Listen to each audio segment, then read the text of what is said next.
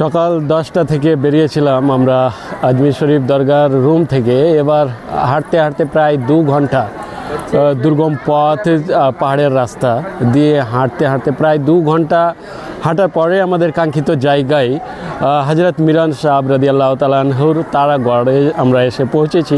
এই জায়গাতে এইদিকে দেখতে পাচ্ছেন যে এই দিকে কিন্তু মাজার শরীফ রয়েছে। এই দিকে নামাজ পড়ার জায়গা, দুই ধারে রয়েছে নামাজ পড়ার জায়গা। এইদিকে রয়েছে ওযুখানা আর বিশাল একটা বড় দরজা, সুন্দর জায়গাটা বেশ সুন্দর। আর এখানে রয়েছে 3টা দেগ, মানে বড় পাতিলা, যেগুলোতে নাঙ্গার রান্না করা হয়। একটা আছে 40 মনের, একটা 60 মনের, আর একটা 80 মনের।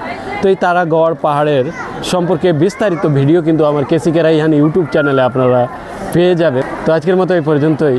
ভালো থাকবেন, সুস্থ থাকবেন, খোদা হাফেজ।